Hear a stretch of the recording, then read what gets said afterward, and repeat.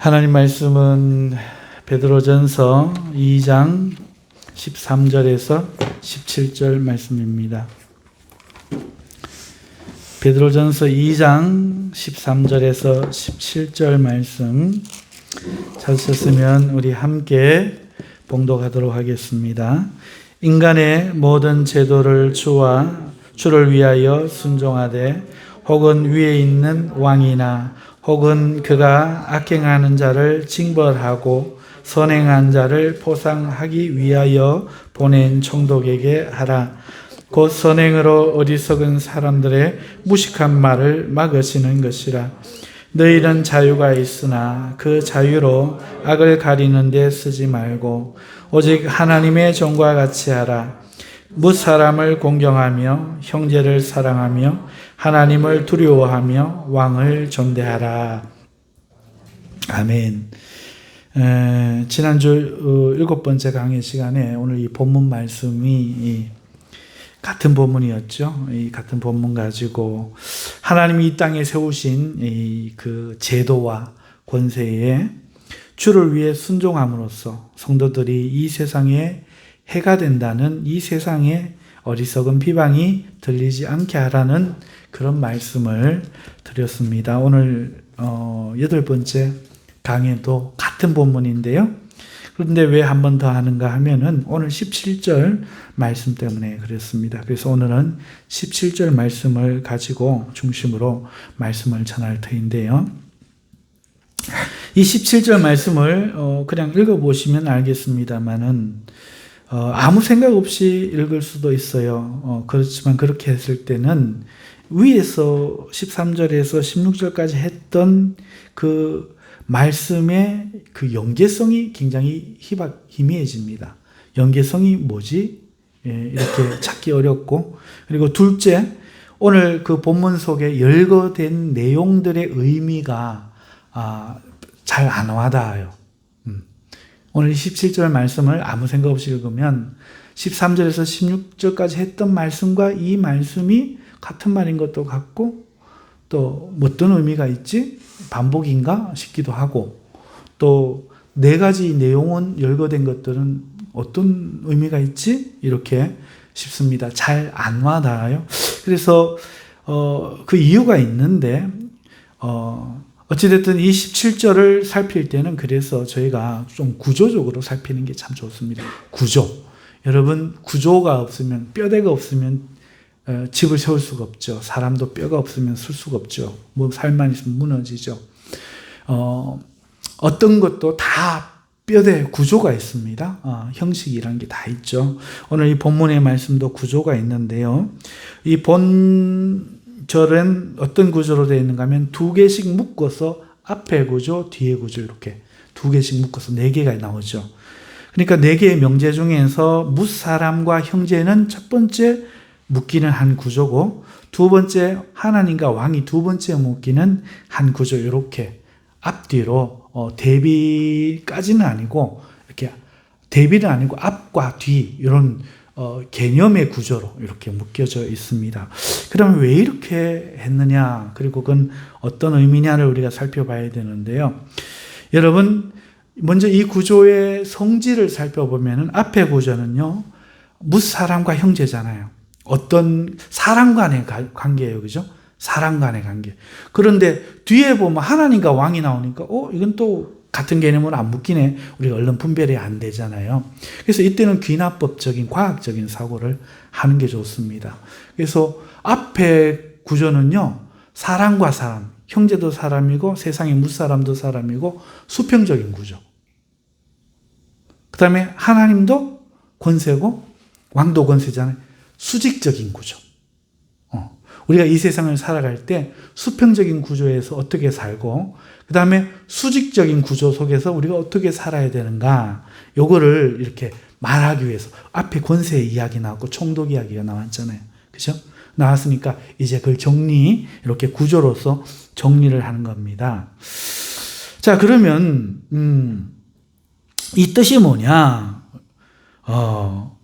앞에 두 개는 수평이고 뒤에는 수직적 구조로서 앞에는 복종이 없는 인간관계고 뒤에는 복종이 있는 인간관계가 되는데, 신앙이라는 것은 이 땅에서 살아가요. 그래서 사람과의 일이 인생이 되고 신앙이 됩니다. 그래서 수평의 관계가 생기고 수직의 관계가 생기는데, 이때 거듭난 영혼들은 어떻게 살아야 하는가 하는 것을 지금 말씀하고 있는 겁니다. 그 의미에 대해서 이제 살펴보면요. 수평적인 구조에서 첫 번째로 성도들은요, 이 세상에서 형제가 아닌 모든 사람을 만납니다. 만나며 삽니다. 모든 사람들을 표현하면은 오늘 본문에 번역한 무사람이죠. 모든 사람. 무사람, 모든 사람. 성도들이 만나는 이 세상 모든 사람에 대해서 우리가 어떻게 해야 되느냐? 하나님께서 베드로 사도를 통해서 공경하라 이렇게 말하고 있습니다. 그죠? 이렇게 공경하라. 여러분, 수평적인 관계는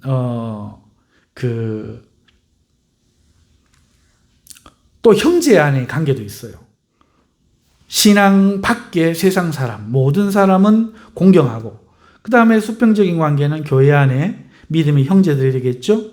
형제와의 관계에서는 공경하라는 말이 아닙니다. 사랑하라 이렇게 말씀하고 있습니다. 그러니까 세상 사람 대하는 것 다르고 형제 대하는 것 다르다는 거죠. 그러면 세상 사람들 수평 관계에서 뭇 사람이니까 모든 사람에 대해서 취해야 될 원칙이 뭐냐.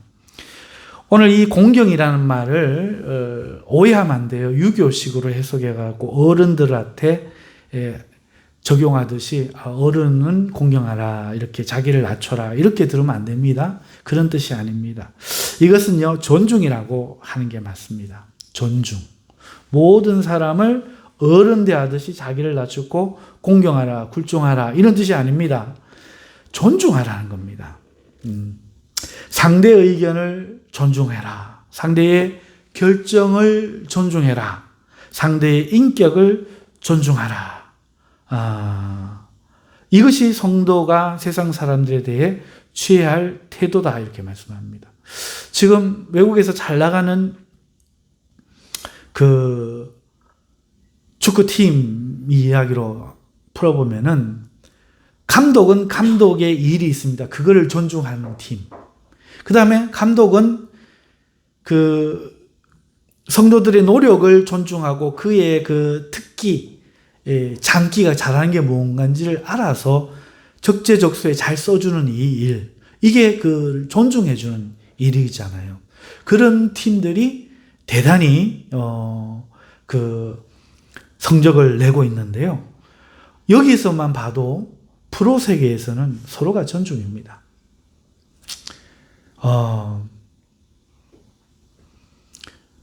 세상을 돌아가는 이치는 이 존중, 리스펙이 있다 해도 과언이 아닙니다. 무시하고 업신여기고 까내리고 이렇게 해갖고는 세상은 돌아가지 않아요.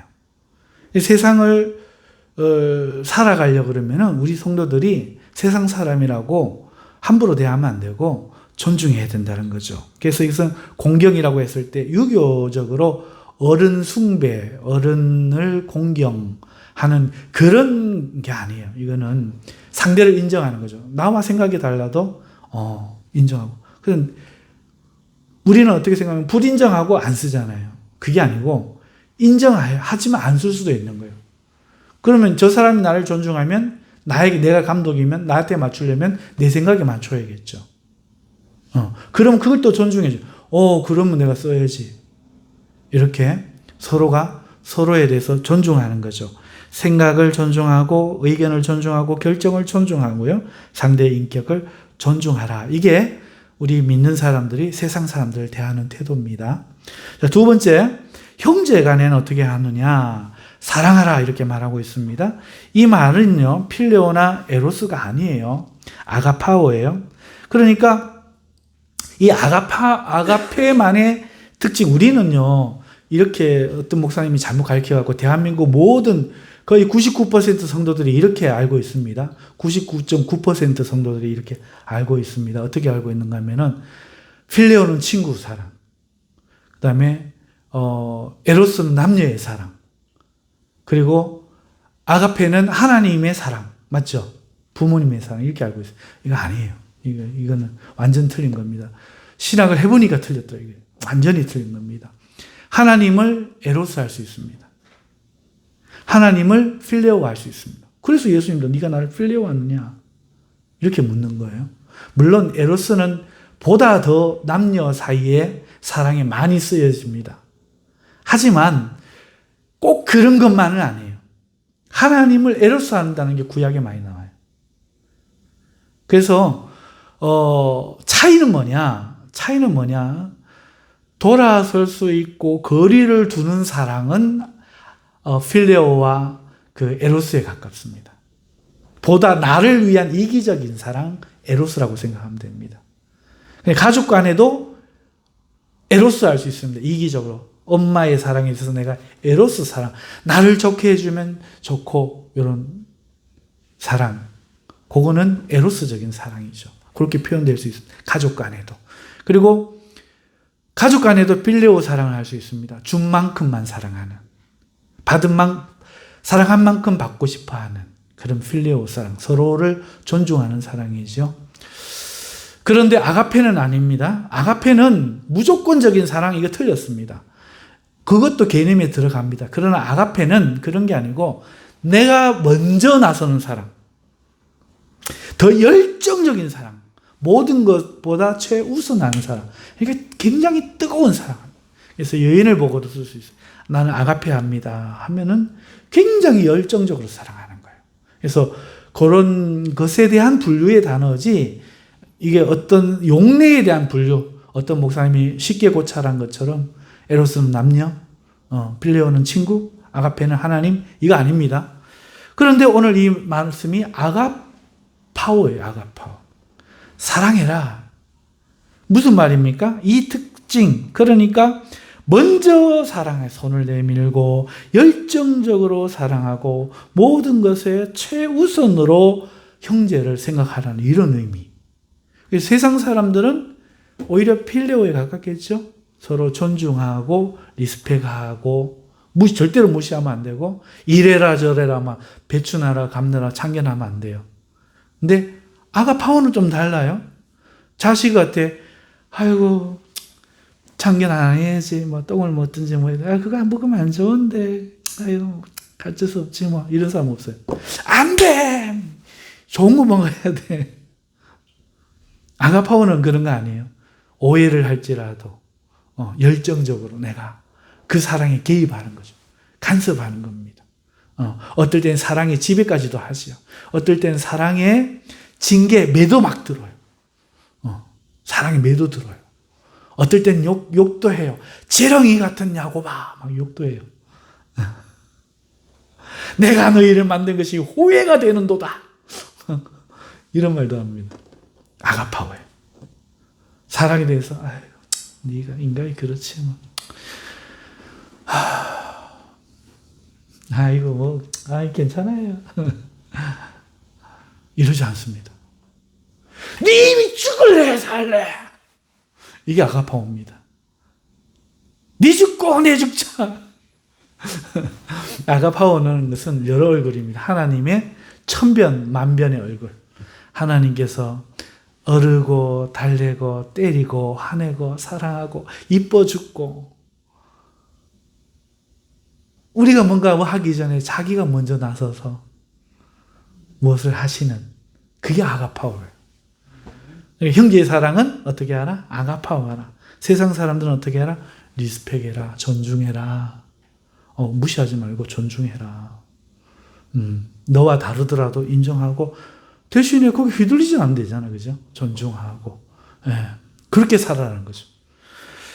자, 그 다음에 이게 앞에 문장에 앞그룹으로 묶인 두 말씀이고, 뒤에 수직적인 의미의 두 말씀을 보면은, 자, 여기서 뭐를 먼저 봐야 되는가 하면, 기록된 순서, 어순을 봐야 되는데요. 어떤 말을 먼저 하느냐, 나중에 하느냐가 큰 의미가 있죠. 이게 실험조사에도 나옵니다. 너 할래, 안 할래? 그러면 안 할래, 그런답니다. 뒤에 나오는 말이 더 영향을 많이 미친다고 해요. 하물며 어순은 의미가 있는데요. 여러분, 앞선 문장에서 수평적인 의미에서는 뭇사람과 형제라고 해서 그 기록된 순서를 우리가 보게 되죠. 그런데 이어지는 후반 문장 수직적인 의미에서는 하나님이 먼저 나오고 세상 왕이 뒤에 나와요. 반대가 되죠. 앞에는 세상 뭇사람 나오고 형제가 뒤에 나왔는데 뒤에서는 하나님이 먼저 나오고 왕이 나오죠. 왜 이렇게 했느냐? 이거는요, 수평적인 관계에서는 세상 사람들과의 대함이 일반적이기 때문에 먼저가 되죠. 그리고 형제 사랑은 특별한 거기 때문에 이것이 뒤에가 배치가 되는 겁니다.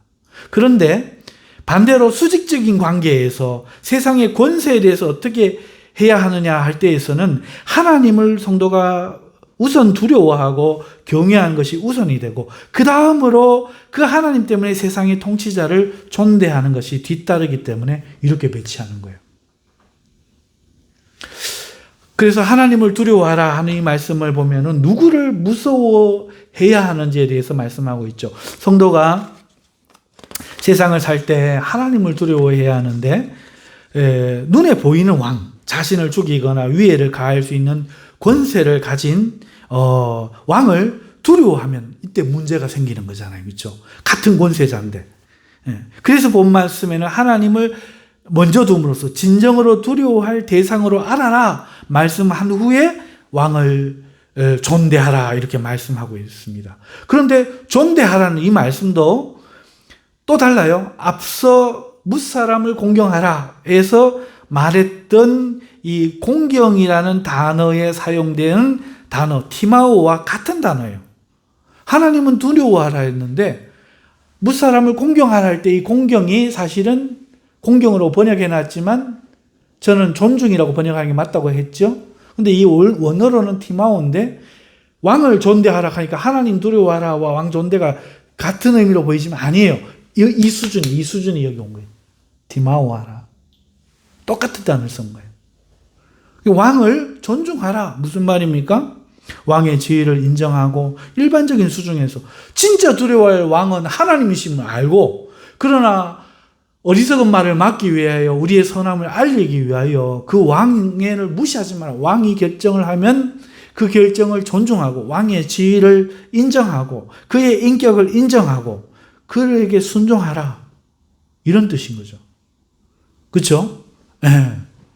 이렇게 권세에 대해서 정의를 하는 겁니다. 그러므로 이 수직의 배치에서는 성도가 왕을 두려워하며 하나님을 거역하지 않도록 명령하고 있다는 것이죠. 어디까지나 참된 왕은 하나님 한 분입니다. 그러므로 성도는 권세에 대해 이 세상 권세자들에 대해서 생각할 때 하나님을 참으로 두려워할 줄 알고 하나님의 일을 하는 왕에 대해서도 존중할 줄 알아야 된다. 이렇게 이해하면 되겠습니다. 우리 요한이 잠오죠. 자, 이게 하나님 뜻입니다. 우리가 세상에서 사람들과 살 때 수직 관계가 있고 수평 관계가 있다는 거예요. 그럴 때 어떻게 해야 되느냐? 세상 사람과 하나님이 다르다는 거죠. 하나님의 형제가 다르다는 거죠. 세상 사람은 우리가 존중할 줄 알아야 된다. 누구라도 존중을 해라. 무사람이니까 빠짐없어요. 누구라도 나보다 못해 보이는 사람이라도 존중해라. 아멘. 그 다음에 형제는 달라. 아가파오 해야 된다. 열정적으로 내가 먼저 사랑하고 먼저 손을 내밀고 최우선으로 하는 그런 사랑하는 그런 수평관계, 인간관계를 살고 권세자들에 대해서는 세상 왕을 두려워하면 안 된다. 하나님을 참된 왕으로 두려워하고 섬기고 하면서 이 세상 왕이 하는 그 모든 일에 대해서도 존중할 줄 알아야 된다. 이렇게 말하는 것입니다. 자, 여러분, 이것이 본문 말씀이고요. 그런데 오늘 우리의 삶에 대한 이 말씀과 관계된 인식을 조금 가져보면요. 먼저 생각해 볼 거는요. 오늘날 사람을 공경하라 하는 이거와는 너무나 거리가 먼 모습이다. 이 말씀을 먼저 좀 드려야 되겠어요. 사람이 사람에 대한 태도, 오늘날의 태도는 무엇일까요? 여러분, 비교를 좀 하기 위해서 원래 이게 흰지 아닌지 잘 몰라요. 맞죠? 그래서 이렇게 해보면 딱 알죠. 어느 정도 흰지. 그쵸? 이렇게 해보면 표가 납니다. 어느 게 더인지. 세 개를 딱 해보면 어느 게 제일 이기고 어느 게 가장 덜 입니다. 그냥 있을 때는 모르죠. 혼자만 있을 때는. 그래서 오늘 내 모습을 알려면은 옆집 남자와 비교해보죠. 저는 남편으로서 얼마나 잘하나, 나는 어느 정도인가 해보면은 이제 비교가 되는 거예요. 그쵸? 여러분, 오늘 우리의 모습을 알기 위해서 몇십 년 전 사람들, 우리나라 사람들을 한번 비교해 보십시오. 그때 우리나라 사람들은요, 사람들이 사람을 존중했어요. 그래서 일례로 만약에 둘이서 연애를 하는데 애인을 배신하고 돈을 쫓아간 사람을 보거나 출세에 눈먼 사람을 볼 때 우리는 속물이다 이렇게 평가했습니다. 이는 물질보다 사람을 중요하게 여기 인의 질을 더 중요하게 여긴 거죠. 물질을 쫓는 게 아니라 사람을 중요시 여긴 겁니다. 그리고 그때는요, 또 이웃집에 누가 사는지 무슨 일이 있는지 서로가 잘 알았죠. 그리고 안 좋은 일이 있어 보이면 방문해서 대문 열고 누구누구 댁 무슨 일이야 이렇게 묻기도 했습니다. 지금처럼 그거를 그 프라이버시인데요 막 이러지 않았죠. 또 맛있는 것을 하면요, 동네 온 동네를 나누지는 못해도 옆집과는 나누어 먹으며 사람을 중요시 여겼죠. 이것은 불과 몇십 년 전의 이야기가 아닙니다. 적어도 수백 년에서 천년 이상 내려오던 전통이기도 했습니다. 이런 내용을 예를 들어 말씀을 드리자면 인사가 만사다 이런 말씀 들어보셨죠? 이 말 무슨 뜻입니까? 사람의 일은 거기에 알맞은 인재를 사용하는 것이다 하는 것으로 이 세상 일을 사람이 한다. 제대로 된 사람이 한다. 그렇게 우리의 가치관이었죠. 사람을 중요시 여겼던 그 시대상을 나타냅니다. 또 진인사 대천명이란 말이 있죠. 이 말 뜻은 사람이 해야 할 일을 사람이 해놓고 하나님의 뜻을 기다린다 이런 뜻이잖아요. 사람의 일이란 뭡니까? 그러면은 사람의 일이라는 것은 사람을 사람으로 대하는 거예요. 우리가 인사한다, 안녕하세요, 인사한다 할 때 그 인사의 한문이 뭡니까? 사람의 일 아닙니까? 사람. 안녕하십니까? 묻는 거는 평안하십니까? 안녕하십니까? 평안하십니까? 별일 없습니까? 고민 없습니까? 뭐 잘 지내고 계십니까? 그런 뜻이잖아요. 밥은 드셨습니까? 그런 뜻이잖아요. 간밤에 무고하셨습니까? 이것도 평안하십니까? 그 뜻이잖아요. 안녕하십니까? 그러니까 사람을 우선시하는 게 인사고, 인사가 사람의 일이고, 사람의 일이니까 진인사 대천명. 사람 사이를 살기 좋게 만들어 놓고 하늘의 뜻이 무엇인가를 기다린다. 이게 수백 년, 수천 년 내려오던, 우리나라에 내려오던 사상이었고, 그렇기 때문에 오늘 우리나라에서도 배추저고 간장 굽어도 나누어 먹고, 서로가 서로의 심정을 알고, 그렇게 그런 사람을 중요시 여기는 시대를 살았던 거죠. 그래서 부모를 거역하고 하는 불효와 막심한 놈 보면 불효 막심한 놈 그러면서 어른들이 쫓아가고 청년들이 그 못된 놈을 돌돌 멍석에 말아갖고 몽둥이로 매타작을 해가지고 부모한테 함부로 하지 못하도록 청년들이 그렇게 만들었단 말이에요. 돈을 쫓아서 애인을 버리고 가는 건 아주 그냥 속물 같은 인간이라고 손가락질하고. 자, 이게 그 시대의 일입니다. 그러면 지금은 어떻습니까? 지금은 아무리 봐도 사람보다는 물질, 인사보다는 실익, 실제 이익이 우선되는 사회가 아닌가 싶습니다. 심지어 사람이 사람을 경멸하기도 하고 몹시 싫어하는 경향이 두드러지는 것 같아요. 그래서 사람들이 집단으로 막 서로 경멸하고 하는데 이것이 중국인, 일본인, 한국인 이런 큰 덩어리로도 그렇게 하지만 여러분 남북과 대한민국의 좌우파 이게 우리 현실이 되었죠.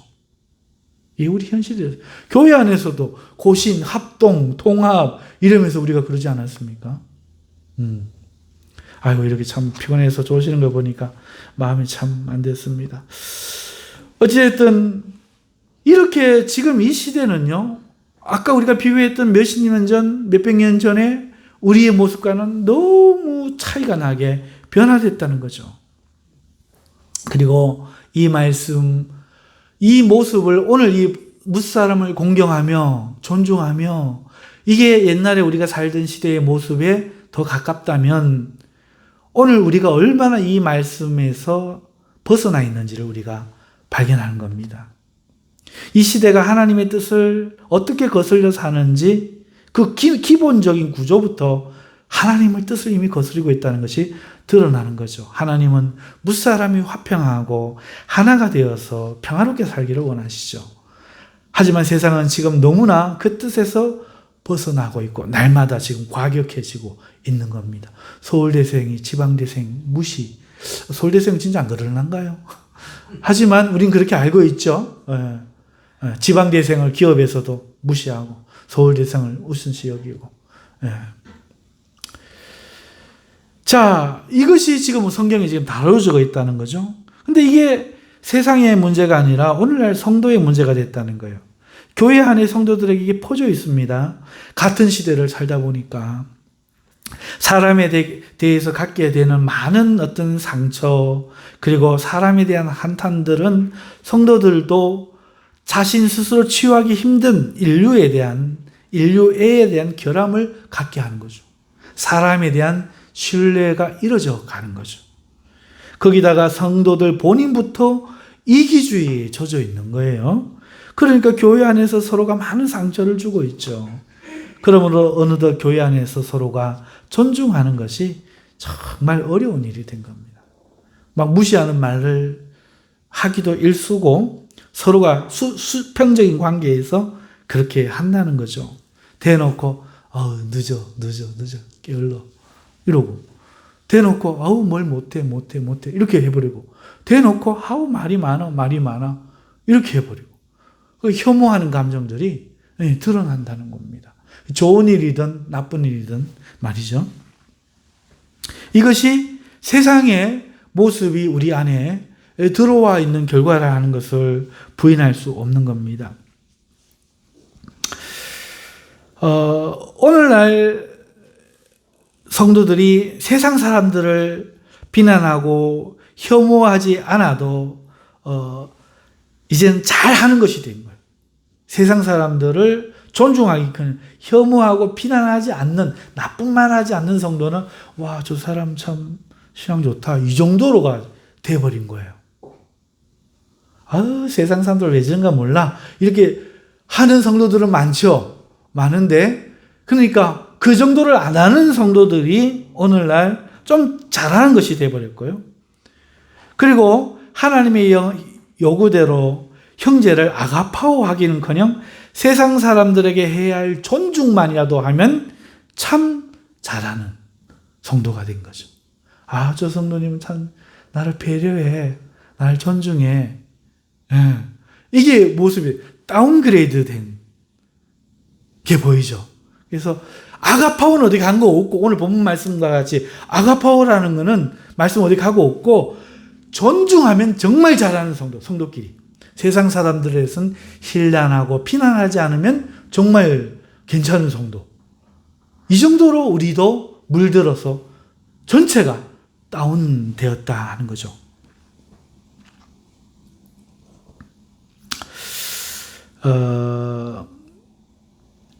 심각하게 우리가 또 생각해야 될 것은 여기에서 우리가 이것을 큰 문제로 생각하지 않는다는 거예요. 이거를 문제로 의식도 안 하고 알아도 그게 그렇게 큰 문제야? 이렇게 인식한다는 겁니다. 대부분 우리가 중요하게 다루는 부분은 뭔가 하니까 구원에 대해서죠. 구원에 관해서. 구원이 뭐냐. 그래서 구원에 대한 것만 다루지 이런 문제는 영적인 문제라고 생각을 안 해요. 이상하게. 그래서 교회는 무방비 상태로 이 문제에 대해서 방치되고 있다고 해도 과언이 아닙니다. 성도들은 상처받지 않는 교회를 찾아서 그냥 떠돌거나 아니면 교회에 출석하지 않고 개인적인 신앙생활을 하거나 아니면 교회에서도 있는 듯 없는 듯 상처 안 주고 안 받고 출석만 하는 교인으로 바뀌고 있는 것이 실정이죠. 그러다 보니까 이 말씀은 실천할 수 없는 말씀이 되는 거예요. 이것은 하나님을 기쁘시게 하는 게 아니죠. 근심시키는 일임을 우리는 알아야 되고 하나님의 말씀을 순종하지 못한 행위가 되어버리는 것이죠.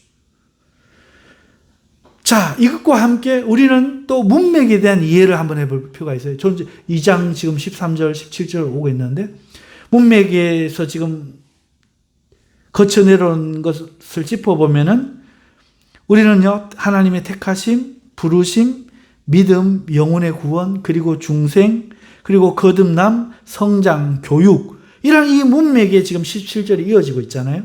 그 말은 지금 이 일이 신앙 밖의 일이 아니라 구원의 일과 하나의 연결선상에 있는 일이라는 거죠. 문맥이 그걸 이야기하고 있잖아요. 그런데 이건 신앙의 일이 아니다, 영적인 일이 아니다, 할 수가 없다는 거죠. 이것이야말로 구원에 연결된 일이고 신앙의 일이고 하나님의 뜻이고 무시하면 안 되고 이것을 깊이 심각하게 인식해야 된다 하는 것입니다. 신앙 외적인 것이 아니라는 거죠. 자, 말씀을 맺습니다.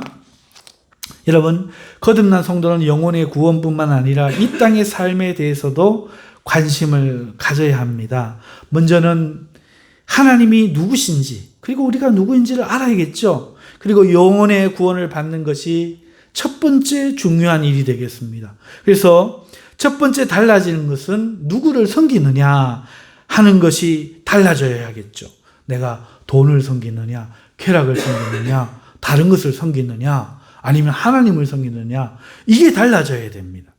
그래서 첫 번째 달라지는 것은 누구를 섬기느냐 하는 것이고, 하지만 그 일이 있은 후에는 오늘 이 문맥을 따라 살펴볼 때는 삶이 달라져야 돼요. 삶이 달라져야 되는데 누구를 섬기는지가 다르면 그 삶도 달라지기 때문에 그렇습니다. 여러분, 북한에 살면서 미국에서 살듯이 행동할 수는 없는 거예요. 마찬가지로 하나님을 섬기면 하나님을 섬기는 마땅한 삶의 모습이 있고, 그래서 오늘 베드로 사도가 이렇게 요구한다는 것이죠. 그리고 오늘 우리는 수평 관계에서, 그리고 수직 관계에서 하나님의 백성으로서 사회에 대한 달라진 삶을 지금 요구받고 있다는 거죠. 이 말씀을 쓸 2000년 전 당시 그 사람들도 사실은 서로 무시하고 이용하고 죽이고 속였을 거예요. 지금보다 더 하면 더 했지 덜 하진 않았어요. 이때 이렇게 이야기했다는 거예요. 이때 그 당시의 사람들이 모두 이렇게 살고 있기 때문에 이런 말을 한 게 아니라는 거죠. 그런데 하나님은 그 시대에 베드로 사도에게 이 말씀을 하셨다는 것은 오늘 이 시대에 우리도 이 말씀을 들어야 한다는 거죠. 무사람을 존중하고 형제를 사랑해야 합니다. 오늘 이 시대의 자화상을 따라서 사람을 미워하는 눈을 가지면 안 된다는 거죠. 긍휼한 마음, 불쌍히 여기는 마음 당연히 있어야 되겠고, 적어도 대놓고 아이고 불쌍한 것 이러면은 기분 나빠서 때리겠죠. 예. 우리 속으로는 그럴지 몰라도 우리가 중심으로 겉으로는 어떻게 됩니까? 존중하는 마음, 존중하는 마음, 공경하는 마음이라고 번역을 해놨지만 존중하는 마음을 가지고 우리가 대하고 아무도 무시하거나 비난하거나 이런 마음 태도로는 살면 안 됩니다. 이 세상 자화상을 받아들이면 안 된다는 것입니다. 우리 마음에 사람을 싫어하고 혐오하는 마음을 없애야 한다는 거죠. 기도로 몰아내야 합니다. 내가 사람을 미워한다 싶으면 기도하러 몰아내야 됩니다. 그리스도의 눈으로 불쌍히 보고 사랑할 마음이 생기도록 기도 가운데 애써야 하는 것입니다. 그리고 형제를 사랑하는 일에 애써야 하겠죠. 나아가 이 땅에서 권세에 대해서, 제도에 대해서 순종하지만 우리가 기억해야 될 것은 누구를 두려워해야 하는지를 분명히 해야 된다는 겁니다. 우리의 참된 왕은 하나님 한 분밖에 없습니다. 그러므로 하나님의 명령을 따르고 두려워하며 세상 왕을 존중하고 순종하되 하나님을 거역하는 일에는 이 세상 왕을 두려워하지 말아야 하겠습니다. 그것이 비록 우리가 죽는 일이라 해도 우리가 참 두려워하며 따를 분은 하나님 한 분이심을 우리는 믿음으로 명심하고 살아가야 하겠습니다.